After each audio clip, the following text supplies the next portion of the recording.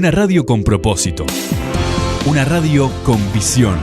Una radio para todos. El Libertador, 1210 AM.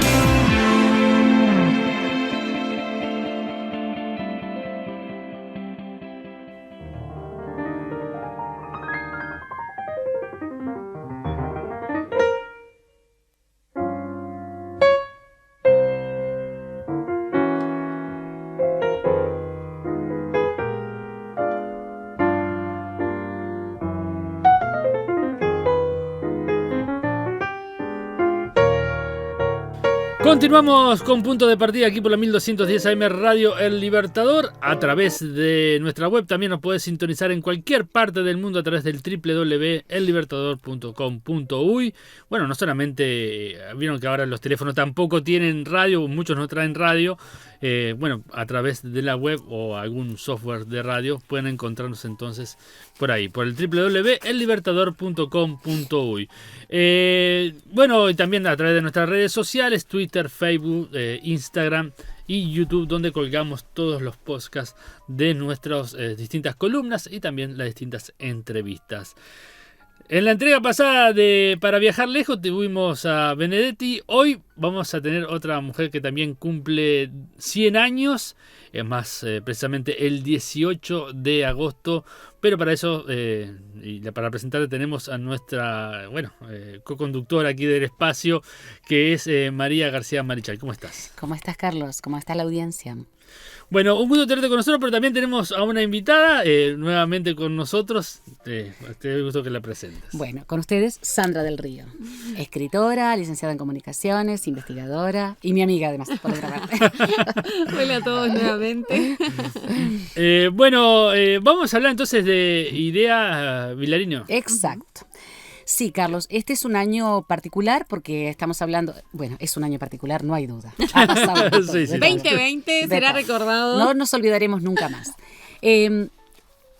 Pero sucede que nosotros acá tenemos, cumpliendo 100 años, a algunos de los artistas más reconocidos, tanto en nuestro país como en la región y en Hispanoamérica, en todo lo que es el mundo hispanohablante. Que es Mario Benedetti, de quien ya hablamos y que en algún otro momento podemos nuevamente volver a traer para incursionar en su obra y en su trabajo, en él mismo como persona. Y hoy vamos a hablar de una de las más grandes poetas de nuestra historia, que es Idea Vilariño. Nosotros tenemos una historia de grandes poetas, mujeres, de grandes mujeres poetas. Uh-huh. No nos olvidemos, por ejemplo, de Ida Vitale, que afortunadamente la tenemos entre nosotros, es que está hermosa, uh-huh. hermosa, que recibió el premio Cervantes, que es una persona con una capacidad creadora impresionante. Y tenemos, no mucho atrás en el tiempo, a Idea Vilariño, de quien vamos a hablar hoy, y que nació el 18 de agosto de 1920. O sea que estamos... Sí, a unos días. A unos días de su cumpleaños.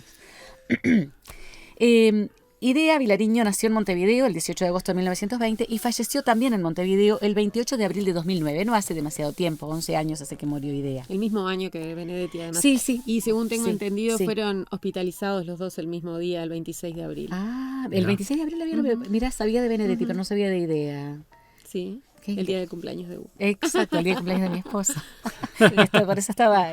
¿Cómo todo está conectado? Sí. El otro día, justamente, yo le pedí a un amigo, a quien voy a agradecerle públicamente, que se llama Gonzalo Bock, que es un amigo muy querido y es un seguidor de Idea y un admirador de Idea Vilariño, que de alguna forma también me diera hilo uh-huh. para poder trabajar sobre ella, porque he leído a Idea, he sabido sobre ella, pero es diferente cuando alguien ha seguido su poética, ha seguido su obra, y él entonces seleccionó para mí algunos poemas y le quedo muy agradecida a Gonzalo, porque además los comentaba, los poemas, porque los poemas de Idea están hechos uh-huh. para ser comentados, y para ser comentados durante mucho rato. Ella formó parte de la generación del 45, de esa generación de la que hablábamos cuando vimos a Benedetti, que uh-huh. vamos a brevemente a hablar de sus características en un rato. Su padre se llamaba Leandro Vilariño y su mamá Josefina Romani. El padre era anarquista. Nosotros tenemos que recordar que el anarquismo ha sido un movimiento político y en una ideología muy fuerte en Uruguay, y que mucho de ese anarquismo vino de mano de los vascos. Sí, claro. Mi bisabuelo paterno, por ejemplo, Sebastián García, era vasco, de Navarra, y él era anarquista. Y muchos de ellos se sumaron a las huestes de las revoluciones, porque además la característica del anarquista es que es de armas tomar. Mi bisabuelo, por ejemplo, se sumó a Aparicio Saravia y estuvo en las huestes de Aparicio Saravia. Nunca encontré nada escrito, salvo la tradición oral, ¿no?, de la familia. Idea, entonces, iba a llamarse Ideal. Afortunadamente, la madre pesó en el momento de anotarla y se llamó Ideal. Porque sus hermanos se llaman Numen, Poema, Azul y Alma. Lindo nombre. Sí, es típico de los anarquistas ponerles nombres que tengan mucho que ver con, digamos, con toda la parte intelectual, con todo lo que es el intelecto, con todo lo que es la vida que podríamos llamar espiritual del humano, ¿no? Y qué importancia la de nombrar, Claro, ¿no? Tanto que hablamos incluso fuera del aire. El nombre. Qué importancia la de dar nombre. El nombre de alguna manera también nos determina, ¿no? Sí, yo estoy convencida. El resto de nuestras vidas. Nuestros nombres de alguna forma son fundamentales para lo que vamos a hacer, en el sentido de que los incorporamos o no al acervo de todo lo que es nuestro. La importancia de los nombres propios, Claro, además. claro. Los nombres propios. Es de la propiedad de uno y es por la que lo nombran los demás, ¿no? Cómo te reconocen. Entonces, cómo te reconocen, cómo uno se reconoce. ¿Quién sos? Exactamente. Soy. Claro. Y uno se nombra, ¿no? Es fundamental. Su primer libro fue La suplicante, en 1945, y que justamente es el año que marca a esta generación. 1945 es un año de gran producción, de mucha publicación, pero además es el año que de alguna forma es, digamos, la insignia de toda esta gente, entre las que están Juan Carlos Onetti, del que después vamos a hablar un largo y tendido, porque inevitablemente, Mario Benedetti, Ángel Rama, Carlos Maggi, Amanda Berenguer y otros escritores que justamente están a la vanguardia de nuestras letras y que forman también una vanguardia rioplatense, podríamos llamarle así si queremos, porque van a ser una forma de literatura totalmente distinta. Lo habíamos hablado cuando hablamos de Benedetti, ¿verdad? Así es, de esa disrupción y cómo nos gustan las disrupciones. Exacto. ¿No? A mí en particular, siempre digo que si hay un libro que me marcó y que me cambió el modo de ver la literatura y demás, fue el Manifiesto Dadaísta. Claro. ¿No? Entonces, esas disrupciones de lo que tuvo que ver con las vanguardias europeas, pero en este caso, bueno, hablamos de otras disrupciones, pero cómo dan un vuelco, ¿no?, a eso que venía como tan impuesto, tan determinado, tan así, y cambia para popularizarse, para hacer sentir con sencillez lo más humano y lo más sentido, para identificar, porque es la función del arte mayoritariamente, ¿no? Generar identificación. ¿Cuáles son aquellas películas que más nos llegan? Aquellas con las que nos sentimos identificados. ¿Cuáles son los libros, la poesía? Los cómics de los que hablábamos. Lo que sea, ¿no? Es una de las mayores funciones del arte. Y justamente allí está lo que decís vos, Sandra, que me parece fundamental destacarlo. Cómo esta generación rompe con el conformismo. Por eso es tan disruptiva, como dice Sandra. Es como una vanguardia regional. Porque rompe con aquel conformismo. Ellos consideraban que la sociedad uruguaya se había conformizado, válgame el término, con el país de las vacas gordas, la Suiza de América, el peso uruguayo equivalente al dólar, el fútbol, campeones mundiales. Quiero aclarar acá que el fútbol es una de mis grandes pasiones, como fue de muchos de los escritores de esta generación y de posteriores también. Pero no es desmerecer, sino que ellos lo que van a hacer es plantear ¿por qué nos conformamos con esto? ¿Por qué no vemos lo que realmente pasa? Porque había mucha desigualdad a nivel intelectual, a nivel económico, había grandes desigualdades. Había un campo que los poetas, y aquí es donde ellos empiezan a romper con los esquemas de los que vos hablabas recién, un campo que se presentaba idílico, con imágenes bucólicas. Recordemos, por ejemplo, la maravilla de la poesía, y de ninguna manera vamos a desmerecerla, a Juana de Ibarburu, esa exquisitez. Pero yo decía, pero no hay mucho de eso.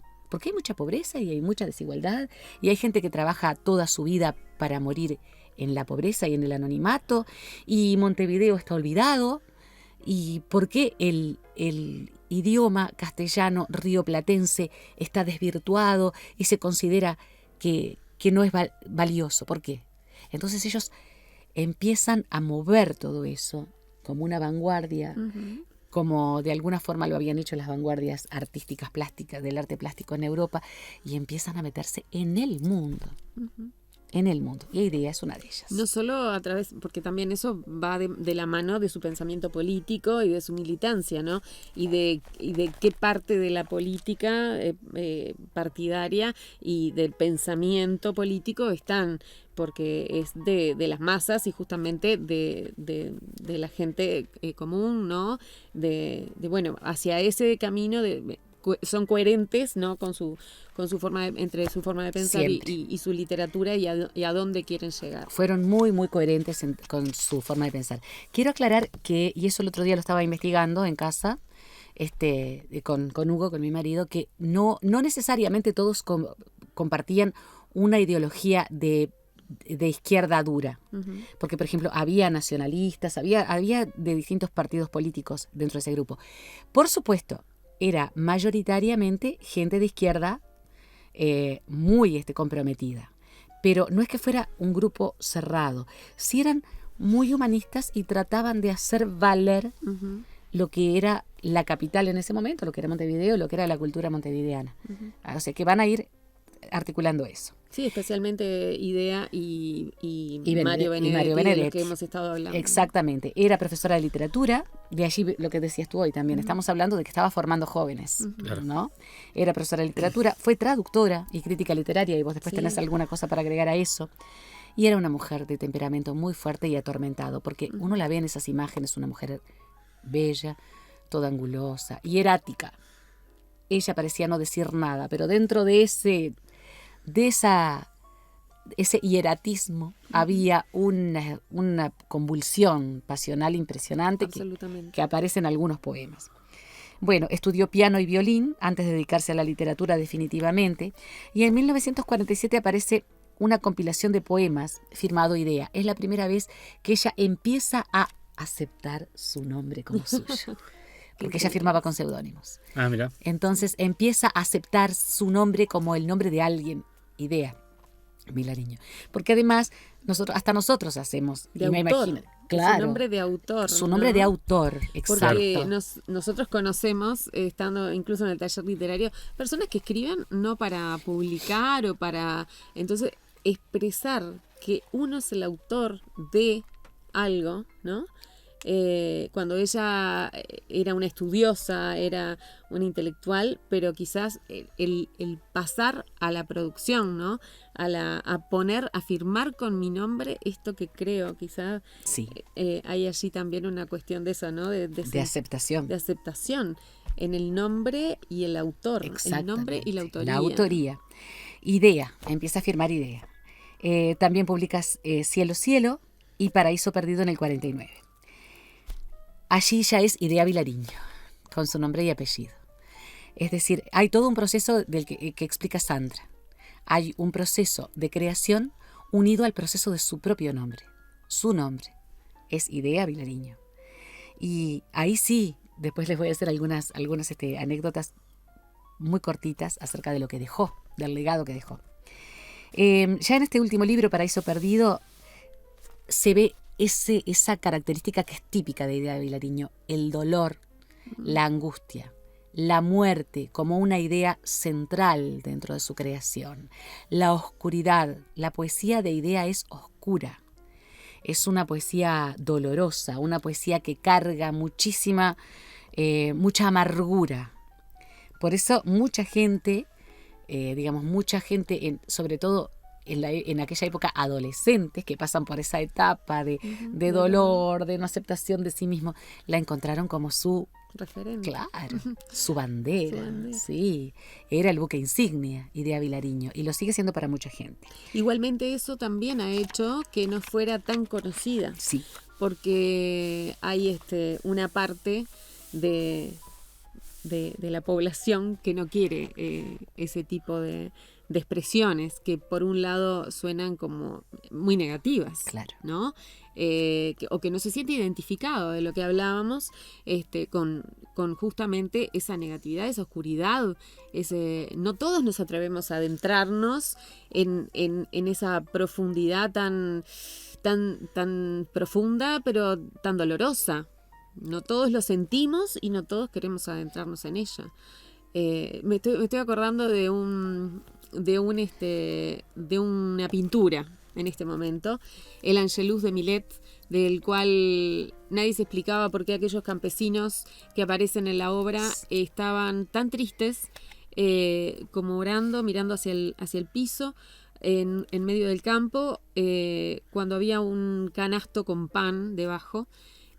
Muchas personas hicieron análisis de esa pintura, nadie se lo explicaba. Bueno, Salvador Dalí hizo todo un estudio acerca de ello, que terminó por titular El mito trágico del Angelus de Millet, descubriendo a través de rayos X que lo que había debajo era el ataúd de un niño, que Millet lo pintó arriba un canasto con pan, porque cuando lo terminó le dijeron que las obras trágicas no se estaban vendiendo bien.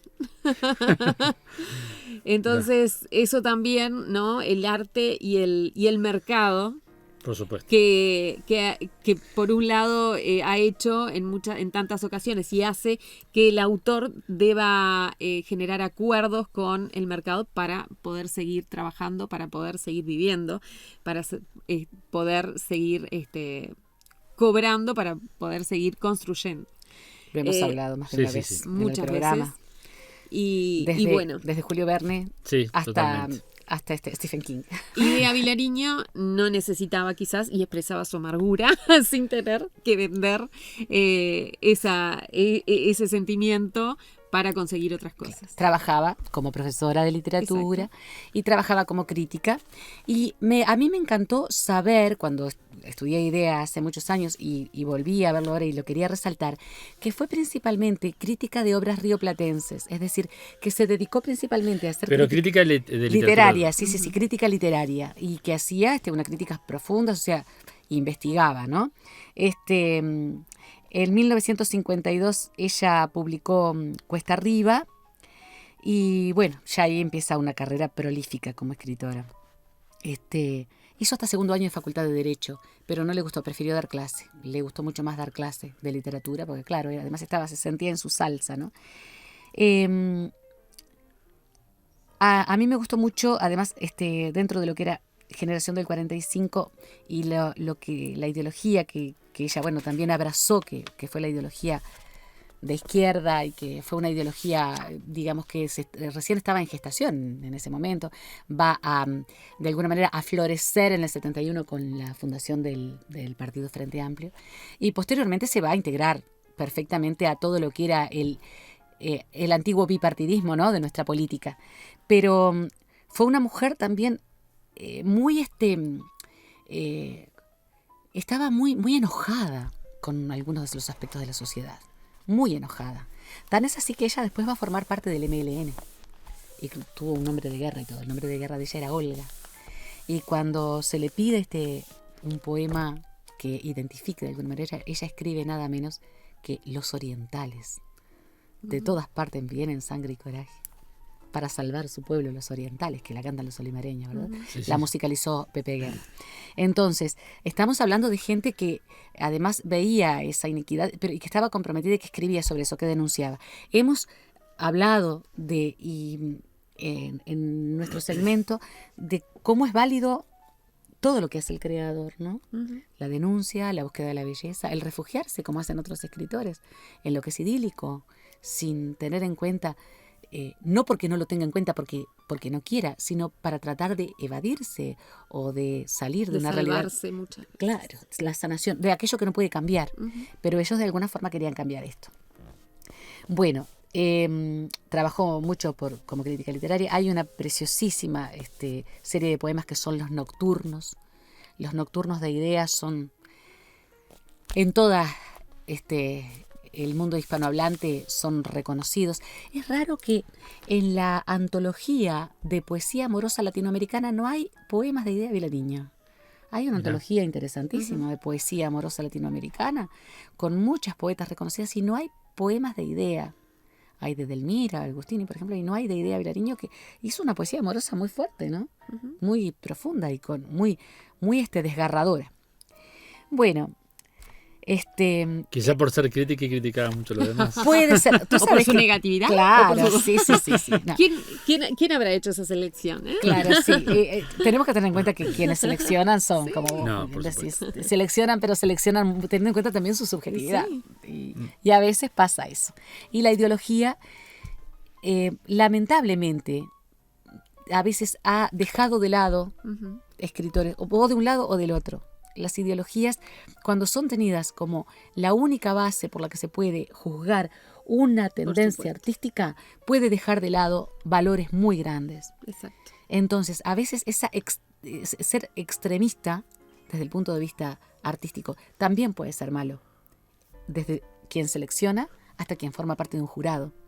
Entonces, tiene mucho que ver con la subjetividad humana. Por supuesto. Somos humanos y como humanos a veces le acertamos y muchas veces le erramos, ¿no? Idea fue una gran poeta amorosa. Poemas de amor en el 58, Nocturnos del pobre amor, Pobre mundo en 1966, allí ya estaba en la plenitud de su dolor y su amargura. No en 1980, me encanta el nombre de este libro, No, Sí, no. Maravilloso. se llama así. Sencillito. Sencillito. No. Y es no, y chao. No. Lo digo No yo, es no. Idea Vilariño, no y es no. Lo sano que es a veces decir no, ¿no? Tal cual. En 2003 publicó la antología En lo más implacable de la noche, interesantísima también, por lo que en 2005 obtuvo el premio de poesía José Lezama Lema en Cuba, que es un premio muy codiciado por los poetas. Bueno, entre sus trabajos justamente como crítica y de análisis literario se destacan las letras del tango en 1965, que está muy interesante. Nosotros tenemos un amigo que también escribió sobre letras de tango, que es Gerardo Molina, que hizo un libro interesantísimo. Él es escritor de Planeta Editorial y hizo un libro muy interesante, que yo creo que los dos se complementarían muy bien, el libro que hizo Idea con el libro que hizo Gerardo Molina.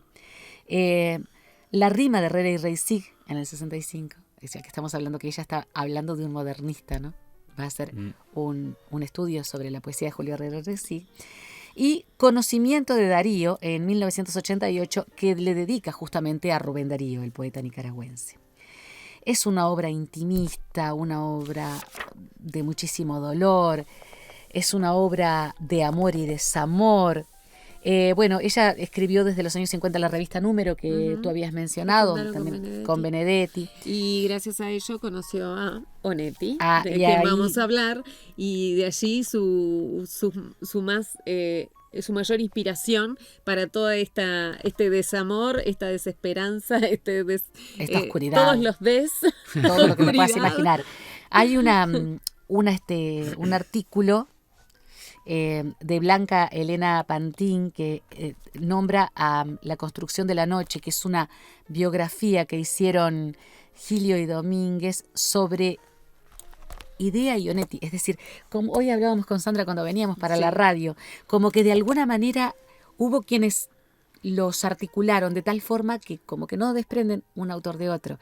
Nosotras queríamos hacer, porque Onetti fue tal vez el más grande escritor de los últimos tiempos, sin Uno duda de alguna. ellos.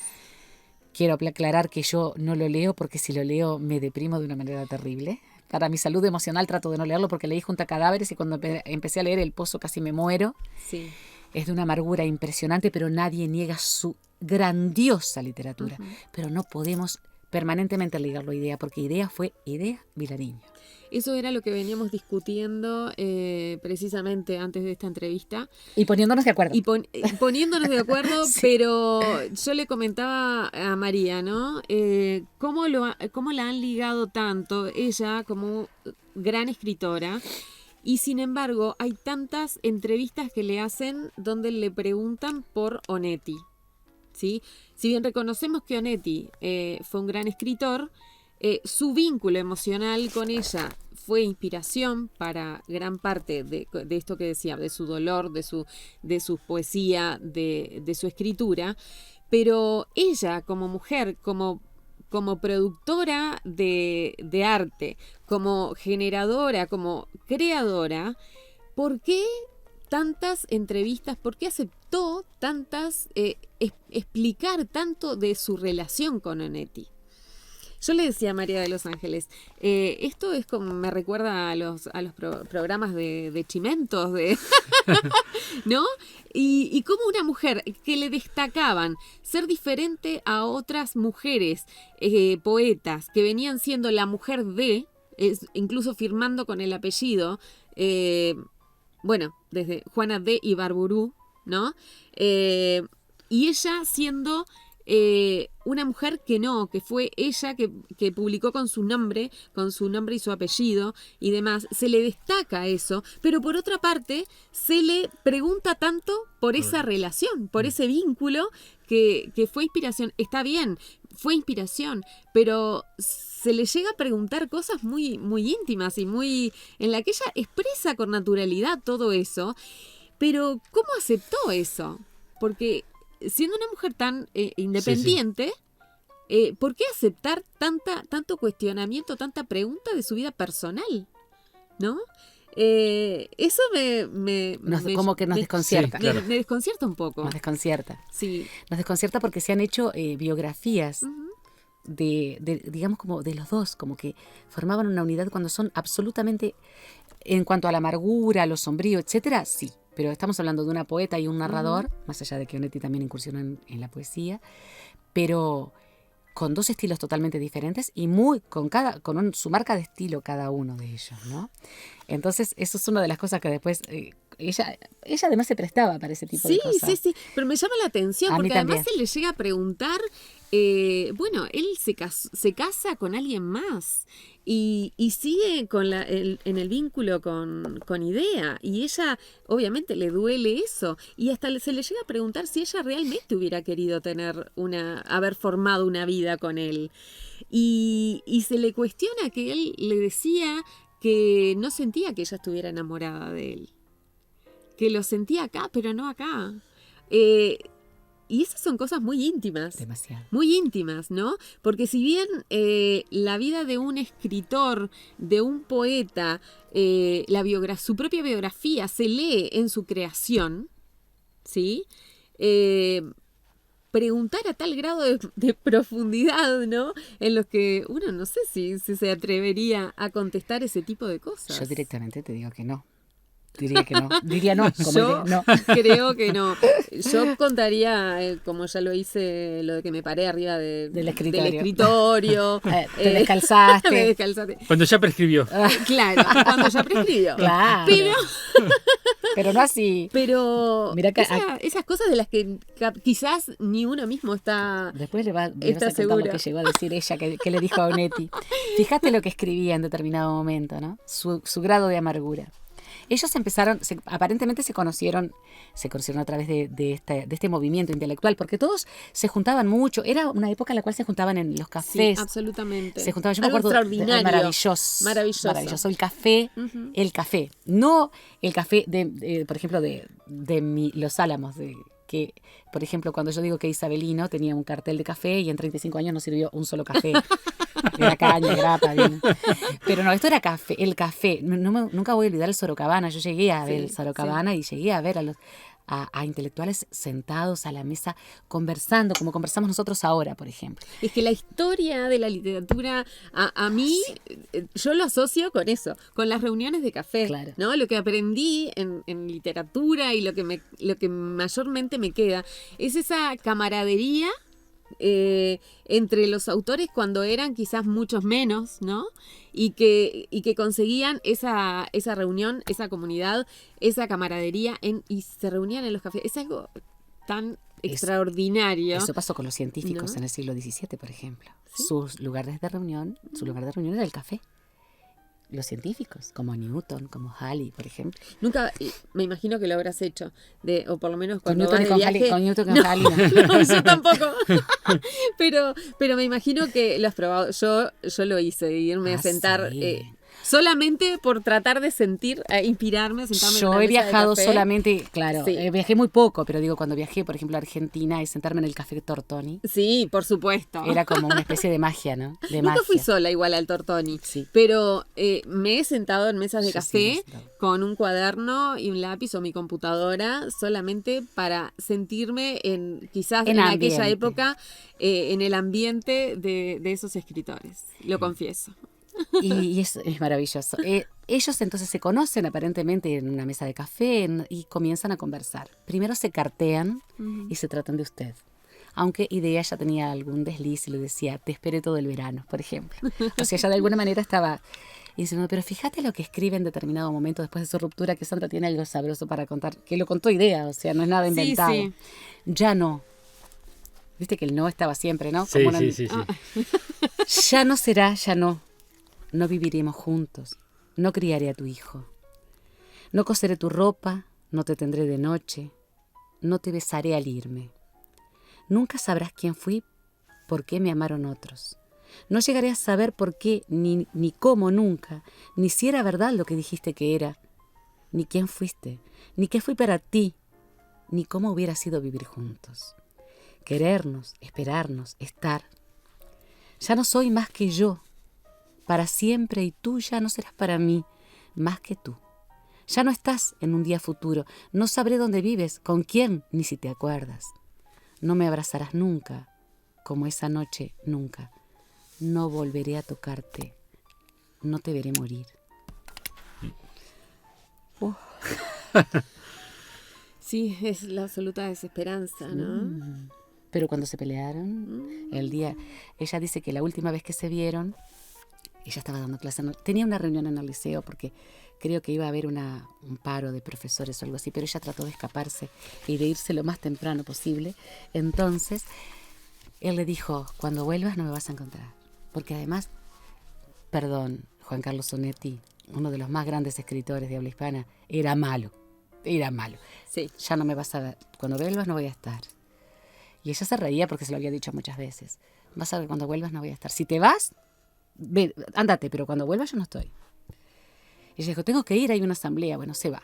Cierra la puerta. Cuando llega, ve la luz prendida y por supuesto se quedó. No solo se había ido.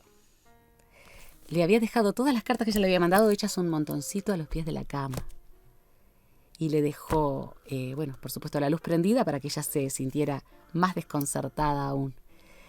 Pero antes de esa vez, que fue la última vez que ella lo vio, una vez se peleaban, porque tenían reconciliaciones impresionantes y peleas estrepitosas y escandalosas, ¿no? Absolutamente.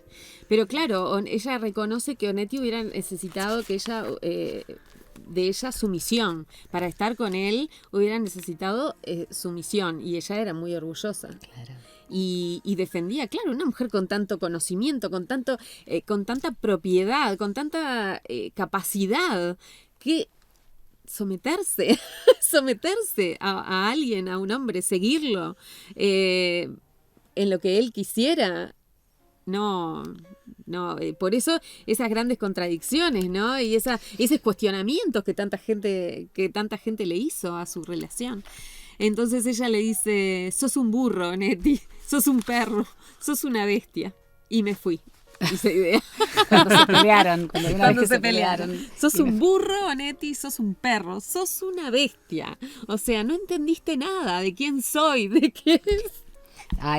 Y tenían de esas peleas, eso es así, de antología, porque realmente en todas las biografías aparece, porque ella cuenta lo que pasó. Y Sandra tiene un poema también bellísimo de Idea. Sí, y bellísimo en su oscuridad, ¿no? Claro, porque es todo muy oscuro, ella es toda así. Susurramos, hay uno dice, susurramos, decimos, murmuramos, tibio bla bla al oído, a los labios, la piel, el pelo, acariciándonos con voces, sílabas, con emes, con sonidos. O sea, tenía esa capacidad maravillosa de expresar, pero siempre con ese trasfondo de enorme oscuridad. Sí. Igual suena muy romántico también. Es que había mucho amor, Carlos. Claro, Había mucho amor. carga emocional de eso con lo que luchaba también. Esa negatividad también tiene que ver con esa lucha de ese orgullo y ese no, y aceptar que el otro, ella dice, es la persona con la que menos, la persona que menos debió gustarme, Onetti. Es con la persona que menos debía haberme enamorado. O sea, esa gran contradicción fue la que condujo a todo lo demás. En este poema, por ejemplo, que dice: no hay ninguna esperanza de que todo se arregle, de que ceda el dolor y el mundo se organice. No hay que confiar en que la vida ordene sus caóticas instancias, sus ademanes ciegos. No habrá un final feliz, ni un beso interminable, absorto y entregado, que preludie otros días. Tampoco habrá una fresca mañana perfumada de joven primavera para empezar alegres. Más bien todo el dolor invadirá de nuevo, y no habrá cosa libre de su mácula dura. Habrá que continuar, que seguir respirando, que soportar la luz y maldecir el sueño, que cocinar sin fe, fornicar sin pasión, masticar con desgano, para siempre y sin lágrimas. ¿Viste cómo te deja? Y cuando hablemos de Onetti más adelante... No hay ninguna esperanza de que todo se arregle. Ella dejó una gran cantidad de material a sus albaceas. Sí. En este momento, en mi queridísimo pueblo de Los Cerrillos, creo que todavía hay una exposición, porque claro, como viene el cumpleaños de Idea, en el Centro Cultural, que es la Casa de la Cultura, que antes fue el liceo y antes fue la Escuela 123. Todo tiene mucha historia allá. Y dejó mucho material, pero yo estuve con sus albaceas, que eran amigas, fueron sus amigas. En este momento no recuerdo los nombres. Intenté comunicarme con ellas, pero les perdí un poco el rastro y no fui a Cerrillos. Pero decía, por ejemplo, que dejó enorme cantidad de escritos, algunos identificables, otros imposibles de entender, porque escribía prácticamente todo. Todo. En sus últimos años escribía todo lo que hacía, todo, como que era de alguna manera su descarga. En estos momentos es considerada una de las más grandes poetas amorosas y de desamor de habla hispana. Yo no dudo que lo es. Tiene una capacidad de transmitir su sentir más profundo de la manera más impresionante. Y antes de que Sandra siga, puedo leer un poemita. Por supuesto. Que se llama Y seguiría sin mí. Me moriré y él seguirá cantando. Bueno, digo, Carlitos y Jorge seguirá haciendo el amor como si se muriera, y seguirá sin mí este mundo mago, este mundo podrido. Tanto árbol que planté, cosa que dije y versos que escribí en la madrugada, y andarán por ahí como basura, como restos de un alma de alguien que estuvo aquí, y ya no más. Lo triste, lo peor fue haber vivido como si eso importara, vivido como un pobre adolescente que tropezó y cayó, y no supo, y lloró y se quejó y todo lo demás, y creyó que importaba. Amé ese poema. Y creyó que importaba, ¿no? ¿Qué es la vida? O sea, pone ahí en cuestión todo lo que ella hizo, todo lo que ella es y todo lo que cada uno hacemos y cree que importa, ¿no? ¿Y qué pasará con eso? ¿Qué pasará con nuestros libros cuando nosotras no estemos? Ella, yo quiero imaginar qué sintió ella cuando vio que todas las cartas que ella le había escrito a Juan Carlos Onetti, él las hizo un montoncito y se las tiró a los pies de la cama. ¿Qué habrá sentido ella? Es lo peor que te pueden hacer. Afortunadamente ahora todo se escribe. No se puede arrugar. Se borra y ya está. Te tiran el celular. ¿Ves? Como así. que nunca existió y... Te rompen la pantalla, que sale carísima además. Y con eso te arruinaron. Ahora, vos viste cómo indagando y viendo esta generación, qué generación tan atormentada en muchos aspectos, ¿no?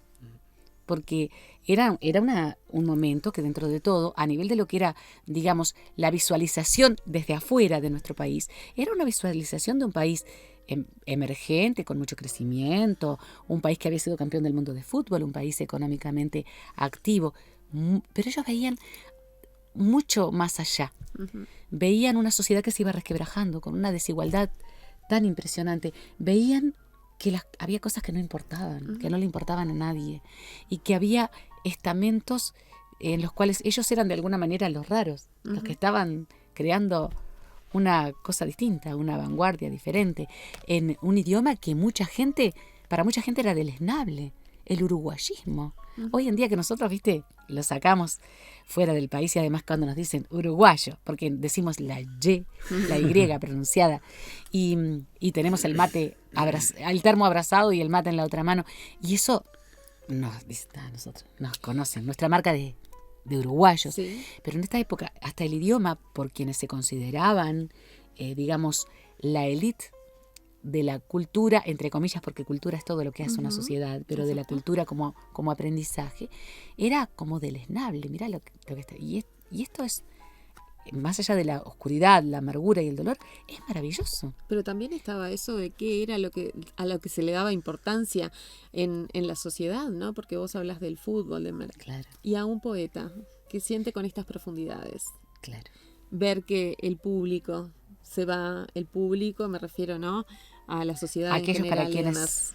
¿Qué creyó es lo escribir. importante? Claro. ¿Qué es lo importante? ¿Hacia dónde se va la gente?